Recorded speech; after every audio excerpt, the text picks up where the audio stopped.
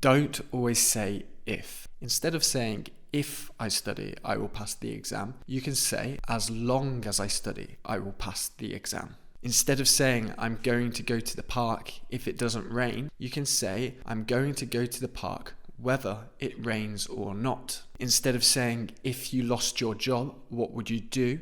You can say, supposing you lost your job, what would you do? So you have probably already noticed that all of these sentences are conditional sentences, and you have probably always been taught to use if with conditional sentences. And using if is correct, but to be honest with you, I'm getting bored of using if. If. Enough. It's time to take your English to the next level with these alternatives to if that native speakers of English love to use. So first of all, let's look at this really useful alternative to if, which has two variations, and I use them all of the time. They're really common in informal spoken English, and they are as long as and so long as. So let's look at an example with as long as in use. Instead of saying, I will love you if you love me, you can say, I will love you as long as you love me. So as long as emphasizes what must happen for something else to happen. In other words, I'm saying you must love me for me to love you. It's very similar to if, but it's much stronger. So now let's look at an example with so long as, which has exactly the same use and meaning as long as. Instead of saying, if you are nice, you will make friends, we can say, so long as you are nice, you will make friends.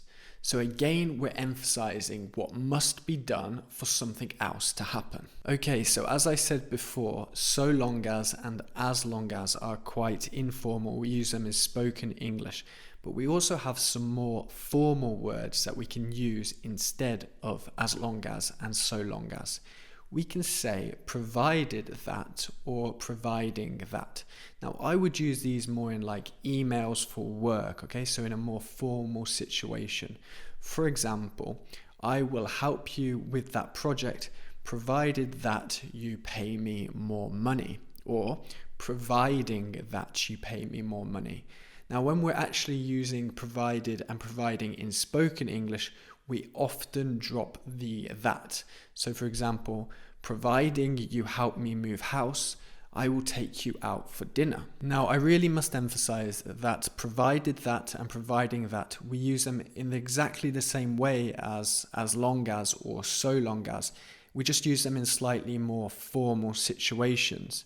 But there's another level to this. If you really want to use a formal expression, you can say on condition that. But I would only use this, for example, in research projects when I'm writing my thesis or if I'm writing a really important letter. For example, on condition that you read this letter, please respond to me in the next 5 days. Something really formal, but I would never use it in spoken daily English. Okay, are you ready for this next one? Make sure you're comfortable and ready to concentrate.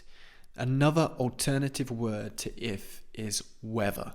Not like weather with the sun, the clouds, the rain. Weather with a WH. We can use weather plus a subject plus a verb plus or not instead of if to say that something is true in either two cases. For example, I am going on holiday whether you come or not. So if you don't come, I'm going on holiday. If you do come, I'm going on holiday. In either two cases, I'm going on holiday. I am going on holiday whether you come or not. If you come or if you don't come. So whether, we have the two options. It's a pretty good one. Let's look at another example. I am going to learn English whether you help me or not. So if you help me, I'm going to learn English. If you don't help me, I'm going to learn English. I am going to learn English whether you help me or not. So of course, whether is also used in everyday spoken English. And this next one as well is used in everyday spoken English. even if. You've probably heard this one before. It's the same with if, but it just adds a little bit more emphasis, a bit more power, a little bit more gusto. So even if you hate me, I will still like you. Even if you don't listen to me, I will still listen to you. I will help you even if you never help me.